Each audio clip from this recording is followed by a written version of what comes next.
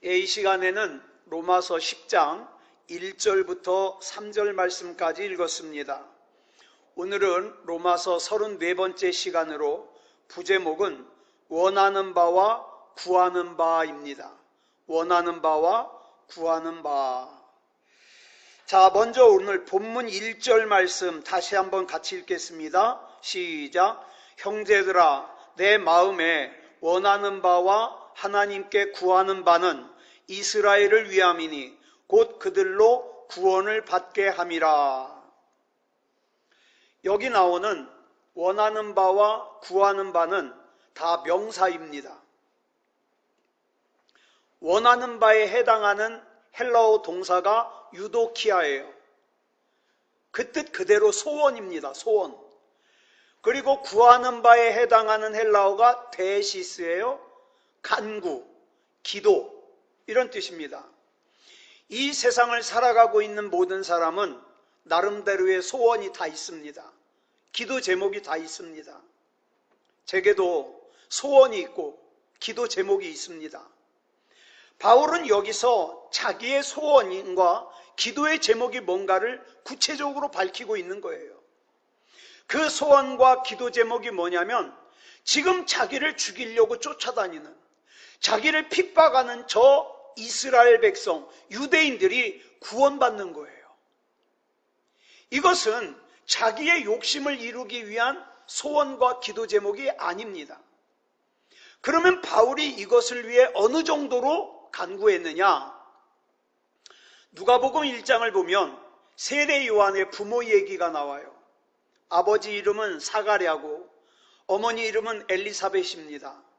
그런데 이 두 사람이 결혼한 지 한참 지났는데도 아이가 없어요. 그 이제 늙어가요. 그래서 이 부부는 아기를 달라고 하나님께 간절하게 기도를 드렸습니다. 얼마나 애타게 기도했는가? 누가복음 1장 13절을 보면 천사가 나타나서 사가랴에게, 아버지 사가랴에게 뭐라 그럽니까? 줄친 것만 시작. 너의 간구함이 들린지라. 여기 나오는 이 간구가 아까 말씀드린 데시스예요.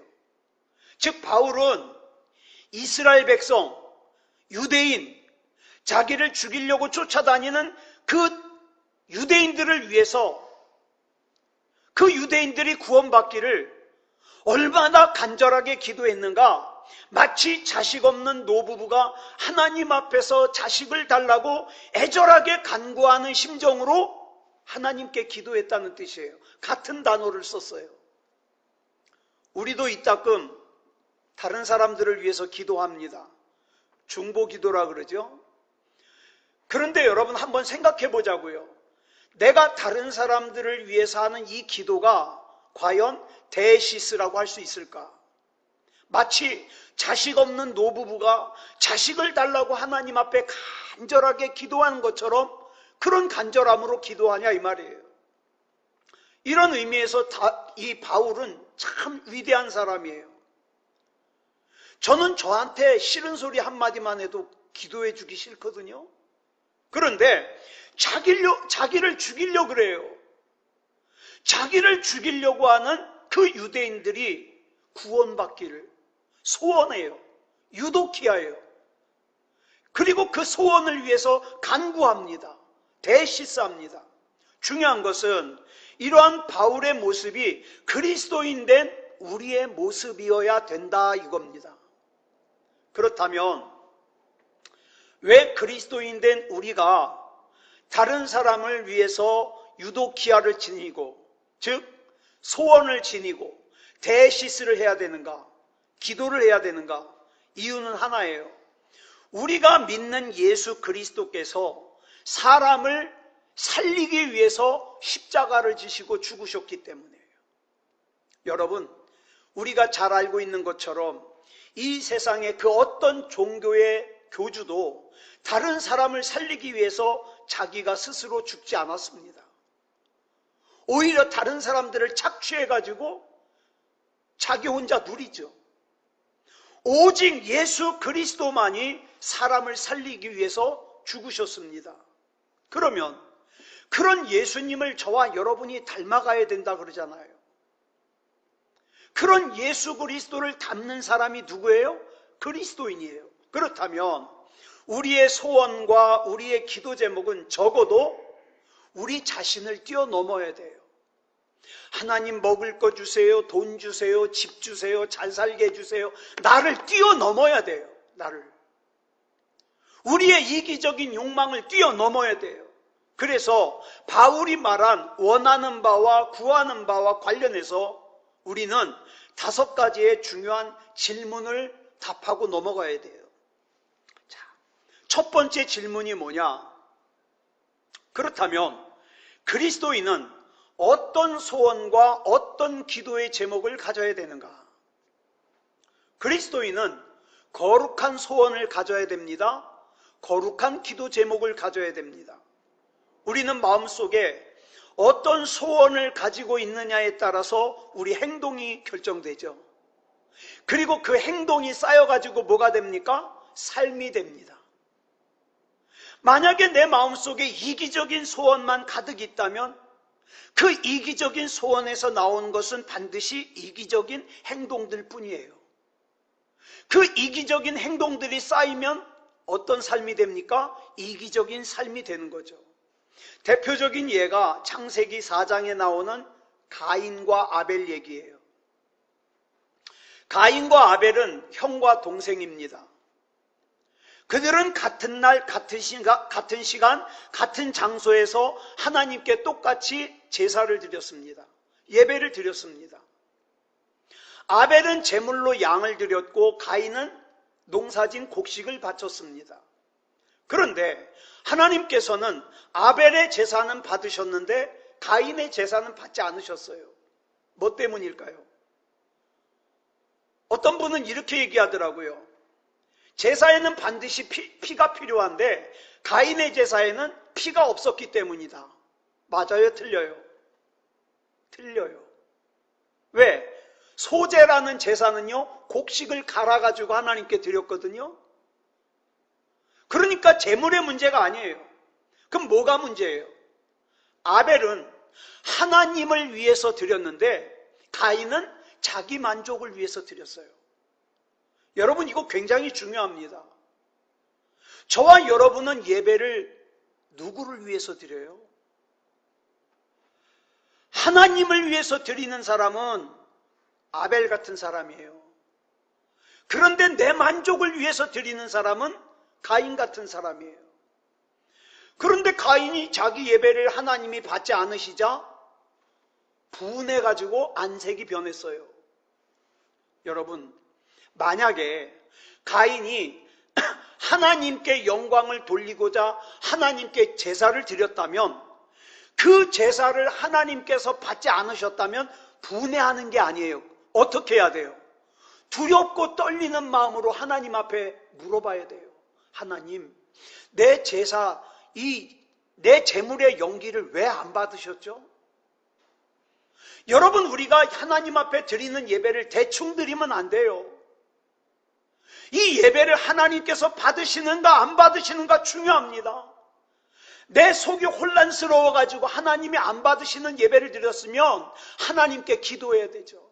하나님, 왜 이럴까요? 뭐 때문에 이렇게 어수선할까요?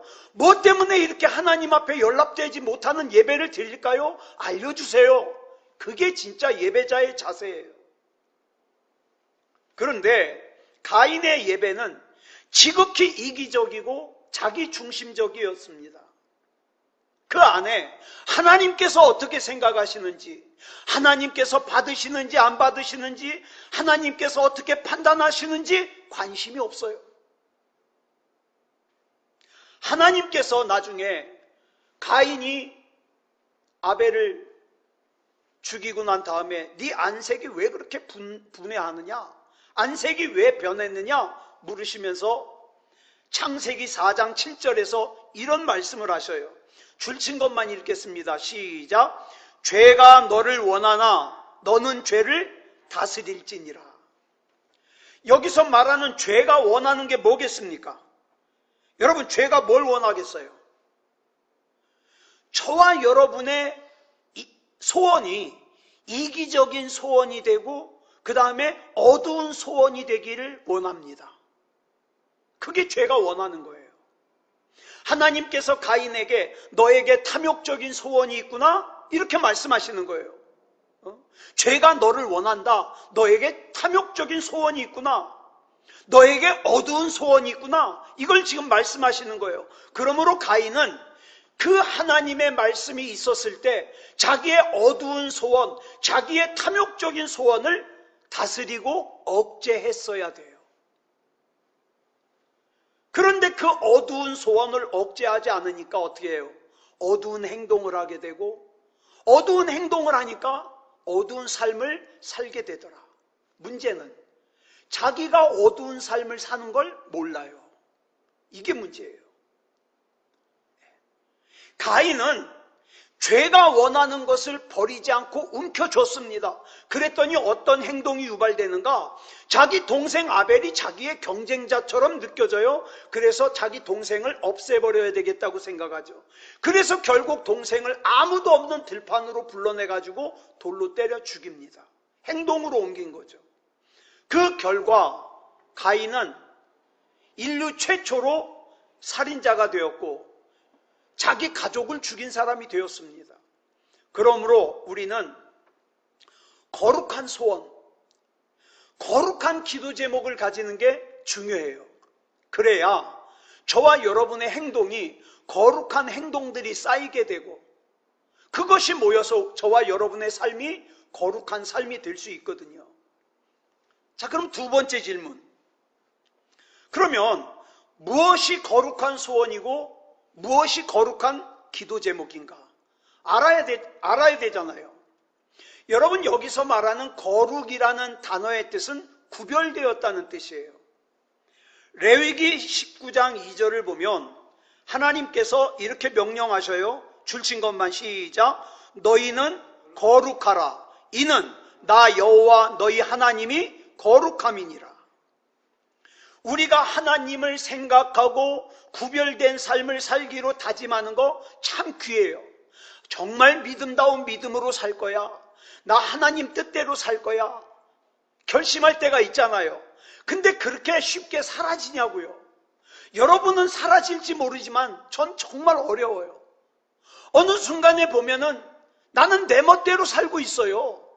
내 욕심껏 살고 있어요.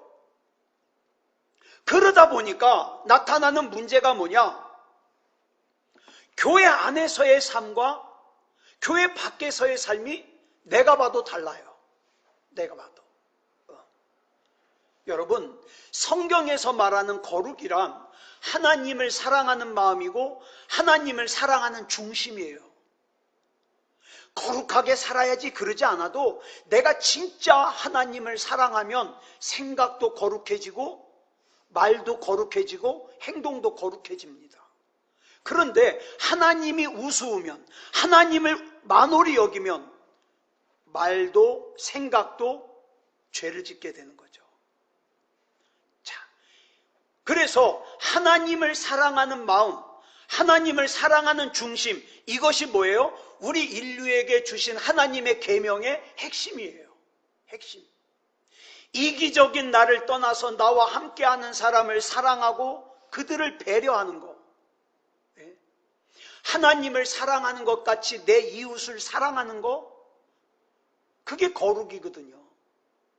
이걸 깨닫고 다른 사람을 살리기 위한 소원을 가지고 다른 사람을 살리기 위한 기도 제목을 갖기 시작하면서부터 비로소 어때요? 교회 안에서의 삶과 교회 밖에서의 삶이 일치되기 시작해요. 여러분 잘 아시는 에스더는 바사 왕국의 왕비였습니다. 그런데 당시 바사의 2인자인 하만이라는 사람이 바사에서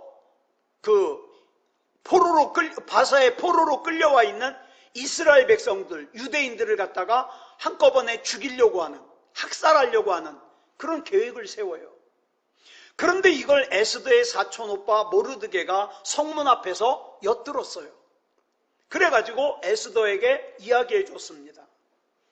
이에 에스더는 자기 민족을 살려야 되겠다는 생각으로 3일 밤낮을 자지도 않고 먹지도 않고 기도했습니다. 그리고 임금 앞에 나아갔습니다. 그런데 이 당시 바사나라의 왕궁의 법도가 뭐냐면 왕이 부르지도 않았는데 왕비가 왕 앞에 나갔다. 다행히 왕이 기분이 좋아서 컨디션이 좋아서 왜 웬일이냐 그러면 괜찮은데 왕이 굉장히 기분이 나쁠 때 갔다가 왜 부르지도 않았는데 나왔냐 이러면 이제 문제가 돼요. 왕비가 죽을 수도 있어요. 그런데 에스더는 자기 민족이 지금 다 죽게 생겼는데 모른 척하고 자기는 왕비니까 괜찮겠지 하고 편하게 있을 수가 없어요. 그래서 목숨을 걸고 왕 앞에 나아간 거예요. 여러분 한번 성경을 읽으면서 그 모습을 한번 생각해 보세요. 왕비인데 자기 민족 이스라엘 백성을 구하기 위해서 목숨 걸고 3일 밤낮을 자지도 않고 먹지도 않고 기도한 후에 왕 앞으로 걸어가는 왕비 에스더의 모습 얼마나 거룩합니까? 아브라함은 하나님께 아들을 바치라 그랬을 때 망설임 없이 자기 아들 이삭을 바쳤습니다. 이런 아브라함의 모습도 참 거룩해 보입니다. 그런데 에스더를 아브라함보다 더 거룩하다고 말할 수 있는 것은 아브라함은 그래도 하나님의 음성을 직접 들었잖아요. 네 아들 독자 이삭을 모리아산으로 데리고 가서 번제물로 내게 바쳐라. 직접 들었잖아요. 그런데 에스더는 직접 들은 게 아니에요. 자기 사촌오빠 모르드게를 통해서 들었어요. 그리고 거룩한 소원을 품었어요. 그리고 거룩한 행동을 했어요. 여러분, 우리가 거룩한 삶을 살기 위해서는 우리가 가지고 있는 소원이 거룩해야 돼요. 그리고 우리의 기도 제목이 거룩해야 돼요. 예. 어떤 드라마예요. 제가 그 드라마 내용은 차분히 안 봐서 모르는데 이로운이라는 주인공이 나와요. 제가 그 대사만 지금 기억이 나요. 나레이션처럼 이렇게 얘기를 하는데 세상에 사기를 잘 당하는 두 종류의 사람이 있대요. 한 종류의 사람은 탐욕스러워서 일확천금, 자기 돈 조금 쓰고 많이 벌려고 하는 사람들 사기당한대요. 또 하나는 뭐냐?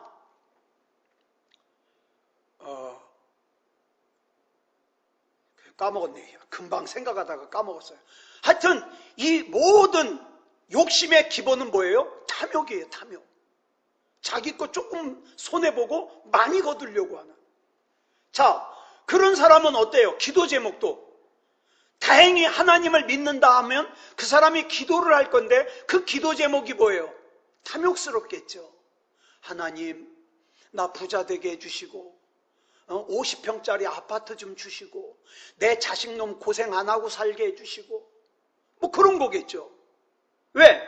생각이 거기에서 머물러 있으니까. 그런데 하나님 앞에 거룩한 삶, 하나님을 사랑하고 하나님 앞에 거룩한 삶을 살려고 하는 사람은 어때요? 달라요. 하나님, 나 하나님의 기쁨이 되고 싶습니다. 세상의 물질에 대하여 탐욕을 가지지 말게 하시고 다른 사람에 대하여 미움을 가지지 말게 하시고 하나님만 바라보며 하나님 앞에서 믿음다운 믿음으로 살게 해 주시옵소서. 하나님, 나 어떻게 하면 하나님을 기쁘시게 할까요? 그러면 어떻게 해요? 그 행동이 하나님을 기쁘시게 하는 행동을 하게 되겠죠.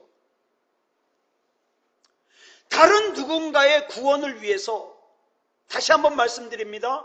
다른 누군가가 구원받게 하기 위해서 마치 노부부가 자식을 달라고 하나님 앞에 간절하게 애절하게 기도하는 그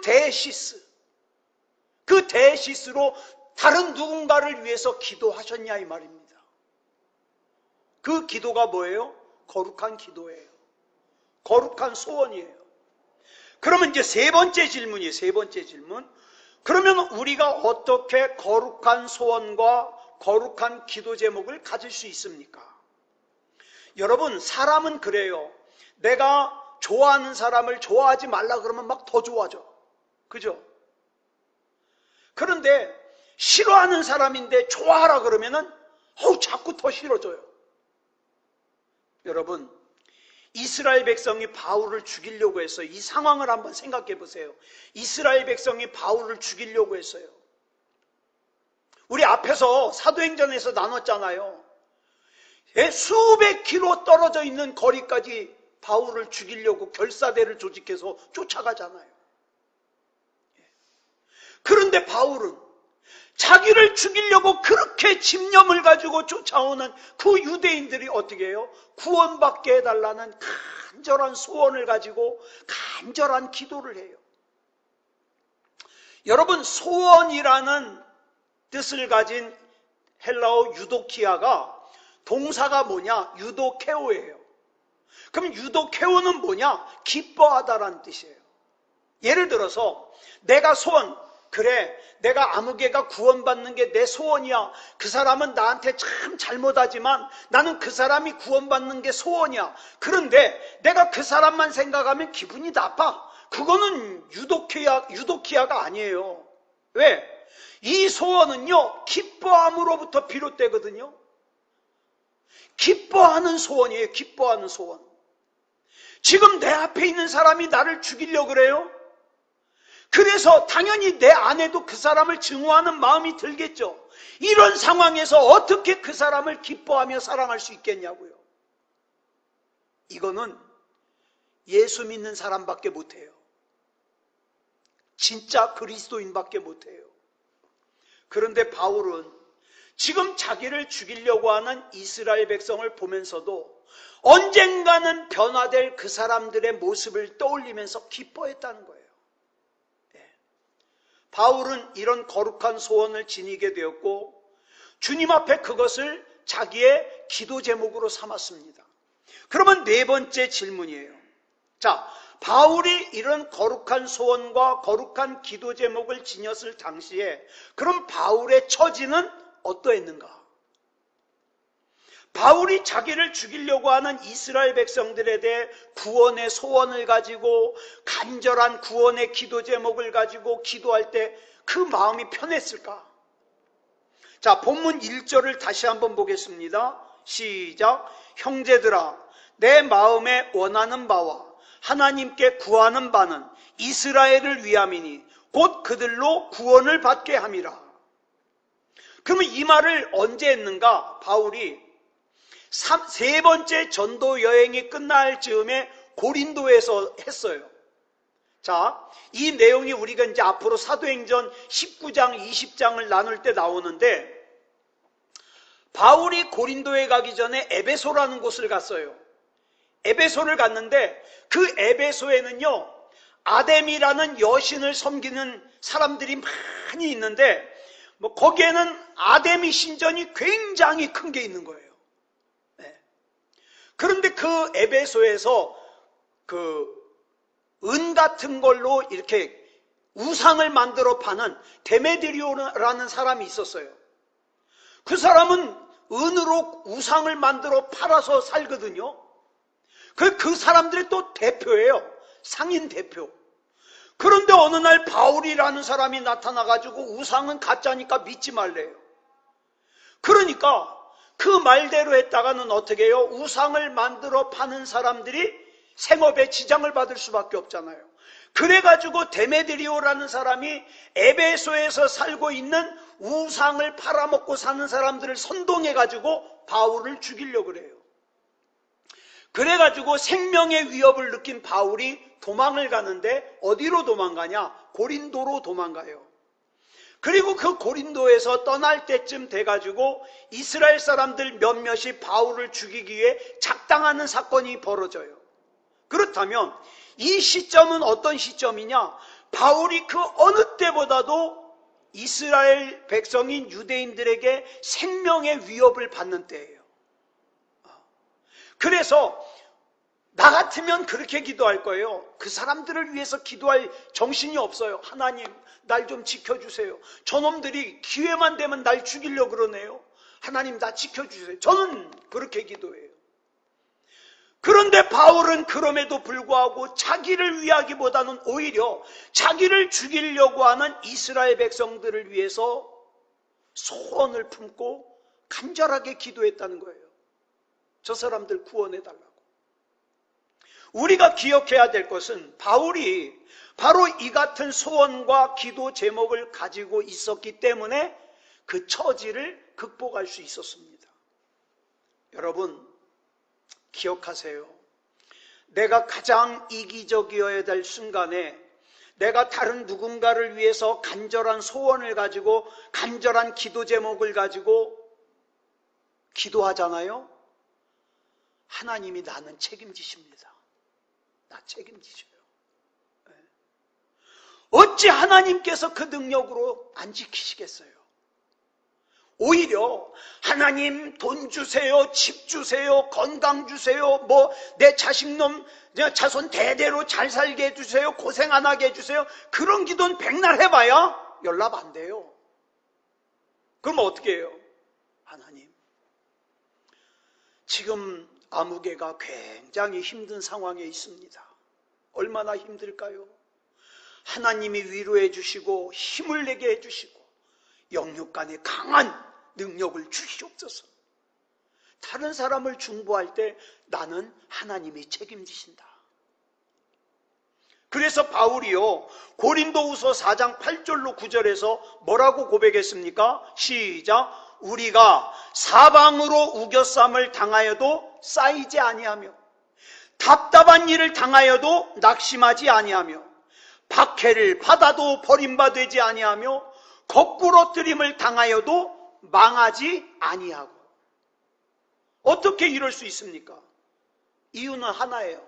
내 안에 거룩한 소원과 거룩한 기도 제목이 있거든요. 그러니까 하나님이 함께 하시는 거예요. 우리가 살다 보면 참 여러 가지 이유로 어려운 처지와 괴로운 순간에 직면할 때가 많습니다. 지금 여러분은 어떤 처지에 있습니까? 우리는 어려운 순간에 이기적인 마음에 사로잡히면 그저 하나님 앞에 나 필요한 것만 구하고 하나님의 입장, 하나님의 상태, 하나님의 감정 그런 건 관심도 없어요. 그저 나만 이해해달라고. 이런 때에 주님께서 내 삶의 현장에서 날마다 함께 하심을 경험하고 확인할 수 있는 유일한 길이 뭔지 아십니까? 거룩한 소원, 거룩한 기도예요. 거룩한 소원, 거룩한 기도. 그러면 마지막 5번째로, 그러면 이처럼 거룩한 소원과 거룩한 기도 제목을 가질 때 비로소 내가 사랑하는 사람들의 상황이 보이거든요. 그럼 5번째 질문이 뭐냐? 이스라엘 백성을 위한 소원과 기도 제목을 지닌 바울이 어떤 진단을 내리고 있는가? 누구에 대해서? 이스라엘 백성에 대해서 어떤 진단을 내리고 있습니까? 본문 2절로 3절 보겠습니다. 시작. 내가 증언하노니 그들이 하나님께 열심히 있으나 올바른 지식을 따른 것이 아니니라.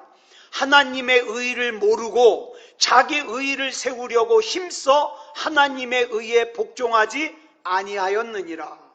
여기서 우리가 집중해야 될 단어가 뭐냐? 모르고예요.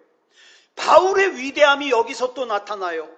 유대인들이 죄 가운데 빠져서 하나님의 대적자가 되고 지금 복음을 전하고 있는 자기를 갖다가 죽이려고 쫓아다니는 이때에 그들이 그런 짓을 하는 이유가 뭐다? 하나님의 의를 모르기 때문이다. 이게 바울의 진단이에요. 그러면 이 진단이 왜 위대하냐? 저 사람이 모르니까 저렇게 행동하는 것이라고 인정할 때 비로소 그 사람을 용서할 수 있어요. 모르고 하는 짓이니까. 모르고. 우리가 다른 사람에 대해서 자꾸 분노가 생기고 기분이 나쁜 이유가 뭐냐? 그 사람이 알고도 저렇게 나를 무시하고 알고도 나를 괴롭힌다고 생각하니까 화가 나는 거예요. 알고도 나한테 그러니까 내 자존심이 상하고 내 감정이 상하고 그를 용납하지 못하는 거예요. 그런데 바울이 이스라엘 백성을 바라보는 시선은 뭡니까? 저들이 모르기 때문에 그러는 거예요. 모르니까 저러는 거야. 예수님도 십자가에 달려서 뭐라 그러셨습니까?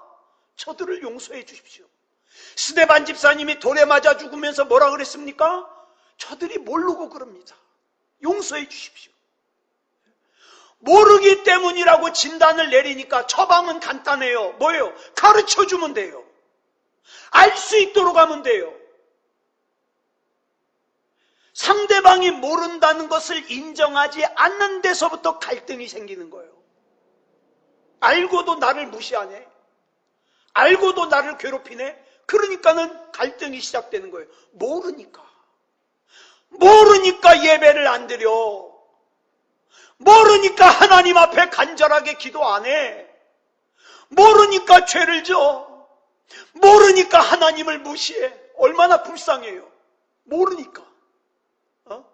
저렇게 모르고 살다가 지옥 가면 어떡해? 저렇게 모르고 살다가. 그래서 그 사람이 불쌍해가지고 그 사람을 위해서 기도하다 보니까 어떻게 해요? 그 사람의 사정을 알게 되는 거예요. 그러다 보니까 뭐가 생겨요? 그 사람에 대한 배려가 생겨요. 배려가. 이 배려가 있는 삶이 바로 예수 그리스도를 닮아가는 삶이에요. 사랑하는 여러분 주변에 여러분 힘들게 하는 사람 몰라서 그래요. 몰라서. 그러면 예수 그리스도를 조금이라도 더 닮은 저와 여러분이 어떻게 해요? 기도해 줘야죠. 끝까지. 그 사람 책임지라고. 그 사람 천국 백성 만들으라고 나를 그 사람 옆에다 하나님께서 보내셨는데 나 잘났다고 나만 인상 쓰고 나만 천국 가면 돼 그러고 있으면 안 되잖아요. 그러니까 여러분 그 사람을 위해서 거룩한 소원을 가지자고요. 그 사람을 위해서 거룩한 기도를 하자고요. 그랬을 때에 다시 한번 강조합니다. 내 사정은 하나님이 책임지십니다. 기도하겠습니다. 사랑의 아버지 하나님 감사합니다. 오늘 이 시간 로마서 10장을 들어가면서 바울이 원하는 바와 구하는 바가 무엇인지를 살폈습니다. 하나님 이 시간 내가 원하는 바가 뭔지 내가 구하는 바가 뭔지도 돌아봅니다. 나만을 위한 것을 원하지 말게 하시고 우리 가족만을 위한 것을 원하지 말게 하시고 하나님께서 나에게 맡겨주신 사명적인 부분을 원하게 해주시옵소서. 구하게 해주시옵소서. 우리 주변에 알지 못하여 하나님을 멀리하고 예배를 멀리하고 믿음다운 믿음을 떠난 불쌍한 영혼들, 하나님 그 불쌍한 사람들을 위하여 간절한 소원을 가지게 하시고 간절한 기도를 하게 해주시옵소서. 그것을 위하여 우리에게 사명을 맡겨주셨으니 하나님 책임져 주시옵소서. 우리 주님께서 붙잡아 주실 줄 믿사오며 그리스도 예수님의 이름으로 간절히 기도드렸사옵나이다. 아멘.